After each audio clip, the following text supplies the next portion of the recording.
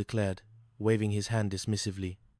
And we want you to know that it was all our fault. I don't give a diddly-doo darn about anything that happens in this flea bag anymore. You can dig holes in the wall, and the floor, and the ceiling, for all I care.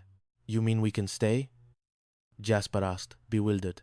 Yes, you're my brother's problem now, Professor Fumble crowed. My big mouth, not all idiot brother who's always bossing me around. Oh, hi Bart, I was just talking about you. Yeah, and I want you to know that I've always hated you from your pointed head, right down to your pointed toes. And that goes for your mean wife, and your weird kids, and your mangy dog. Mr. Fumble, this isn't like you, Juniper exclaimed. You noticed the improvement, huh? Professor Fumble preened. What happened? What happened? I picked him up, put him in a cab, and he was so grateful. He made me the new manager of the Celestial Spire. The trio stared at him, jaws agape. Oh no, Jasper groaned. Oh, Mr. Fumble, cheer up, Clemmy said, ever the optimist. Yeah, Jasper'll fix it up with your brother. I don't think it'll work, Juniper muttered. Shh, Jasper whispered, a mischievous glint in his eye. He picked up the phone. Mr. Bart Fumble? Yes, I'm Dr. Tumble. I'm calling on behalf of your brother, Ralph. What? No. No, he couldn't have. No, that must have been some practical joker. No, your brother Ralph, for the last 24 hours, has been suffering from an acute case of laryngitis. Yes, nurse. Would you help Mr. Fumble over here to the phone, please? I would like you to listen to your brother for yourself. Jasper handed the phone to Professor Fumble, who, with a theatrical flourish, bellowed into it. Bah. Bah. Jasper took the phone back. Yes. Mr. Fumble wants you to know that he sends his love to you and your wonderful family and your lovely dog and hope that everything is just peachy where you are. Yes. Thank you. I'll tell him. Thank you. Bye-bye. Jasper hung up, a triumphant smile on his face. What'd he say? What'd he say? Professor Fumble asked eagerly.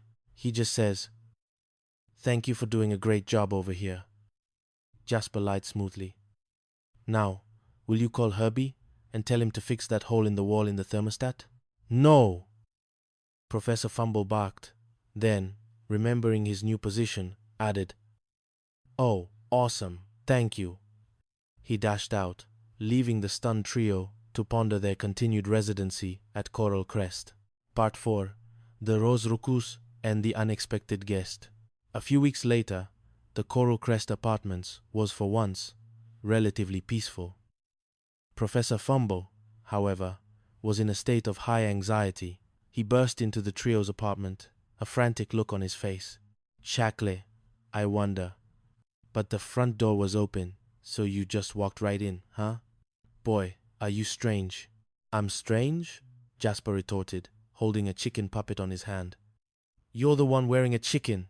Listen, do you have any coffee? Oh, I'm sorry, Mr. Fumble. I just drank the last cup, Clemmy said. Oh, good. Can I have the grounds? Professor Fumble asked. What for? Clemmy asked. For my roses, Professor Fumble explained patiently. Sure. Would you like a prune Danish to go with your petunias? I put the coffee grounds in the soil to help my roses grow, okay? Doesn't it keep them awake at night? No. They never get out of their little beds. I can repartee with the best of them, and I have to. But I love my roses. Jasper, Jasper, Jasper. I've raised them up from tiny cuttings, nursed them through budhood, and watched them mature into healthy, beautiful flowers. And next week, I'm gonna enter them in the flower show. They're gonna win too, I can tell you that. Well, good luck to you, Mr. Fumble, Jasper said, handing him the coffee grounds. Here's your coffee. You want me to throw in some cream and sugar in there too? You don't, really? Hi, Clemmy chirped, entering. What you got there? Oh, I'd rather not tell you, Professor Fumble said, eyeing the coffee grounds. Why not? Clemmy asked. Well, because if I tell you these are grounds for my roses, you'll say, I've heard of grounds for divorce, but never grounds for my roses. Then she'll say, "Why are you divorcing your roses?" Professor Fumble mimicked. "Mr. Fumble, we wouldn't do a thing like that to you," Juniper said, trying to reassure him. "Of course not," Professor Fumble muttered. "Well, if the coffee keeps them awake at night, at least they'll have something to reach. See? See? I'll bet you I'll get you." He scurried out. Just then, Lance Daring swaggered in. "Hey, hi. Go catch a chicken and practice. Hey, do you girls have any plans tomorrow night?" I hope, Clemmy exclaimed. Why? Because it's my night, and I'm going to have the world's most gorgeous girl over for dinner," Lance announced. "Oh, Jasper, thank you." Clemmy beamed, thinking he meant her. "You're so sweet. But I think we should ask Clemmy too." "It's Nora Nightingale," Lance clarified. "Nora Nightingale. You know her?" "Yeah, she's a stuck-up, conceited snob who only thinks of herself." "Well, nobody's perfect," Clemmy said with a shrug. The doorbell rang. Clemmy answered it to find an elderly man with a kind, weathered face. "Hello, I wonder if you could help me." "Well, I'll try," Clemmy said, letting him in. "My feet are killing me." "Oh, sure, thank you. I'm looking for the manager." "Oh, Mr. Fumble. He lives downstairs," Clemmy explained. "I know, but he's not in." "Any idea where I could find him?" the old man asked. "Maybe he went to the hardware store," Clemmy mused. Oh, well, do you mind if I sit down?"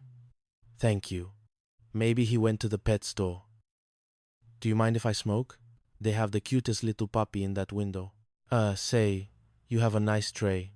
"It is so cute. It's white and brown with spots and big floppy ears. You wouldn't have a match, would you?" "I hope Mr. Fumble doesn't buy that puppy," Juniper whispered to Jasper. "Why not?" Jasper asked. "Because he doesn't allow dogs in the building," Juniper explained. "I'll just see if I can find him for you," Clemmy said, heading out. Jasper, meanwhile, was trying to finalize his plans with Lance. "All I'm asking is for you to stay out tomorrow night till you get my signal." "Oh, what signal?" Lance asked. "The big smile on my face," Jasper replied. "It'd be disgusting." "Well, it'd have to be me," Lance agreed. Just then, Clemmy returned with the old man. "Oh, hi. Who are you?" Jasper asked, startled. "The name is Silas Moran," the old man said. "I just remembered I left you sitting here, didn't I?" Clemmy said. "Who is he?" Juniper whispered to Jasper. "Oh, Juniper, Jasper, I'd like you to meet, Silas Moran." "You know each other?" Juniper asked, surprised. "What a coincidence." "Clemmy, why is this man here?" Jasper asked, exasperated. "I'm looking for an apartment," Silas explained. "You see, I got kicked out of my old one." "And you haven't been able to find another apartment?" "Well, I found plenty of them, but I just can't afford them." "Oh, well, what about your family?" "I don't have one." "You must have friends." "Well, they live with their families." "You mean you have no place to go?" "No." "Well, why don't you stay here until you find yourself an apartment?" "Oh," Jasper and Juniper said in unison, horrified. "Oh, sure you can," Clemmy insisted. "We have lots of room." "Clemmy, could I speak to you for a second?" Jasper whispered, pulling her aside. "Are you crazy? He can't stay here." "Oh, all right, Jasper," Clemmy said, her eyes welling up. "Then you tell him." "Right," Jasper said, steeling himself. "Excuse me, sir. We've been talking it over, and—" "Yeah, you're absolutely right," Silas said, nodding sadly. "I'd just be in the way." "Huh?" Jasper asked, confused. "Well, yeah, see, there are 3 of us, and it's—" Look. Do you have any old newspapers I could stuff inside my shirt? You see, it gets pretty chilly at night on those park benches." "What are you talking about outside?" Jasper asked, horrified. "Oh, I'll manage," Silas said with a brave smile. "They say it's not going to rain for the next few days, so—" "Excuse me," Jasper said, stopping him. "Well, hey, look, as long as you have no place to go, maybe you should spend one night here." "Not on your life," Silas declared. Silas Moran never stays where he's not welcome.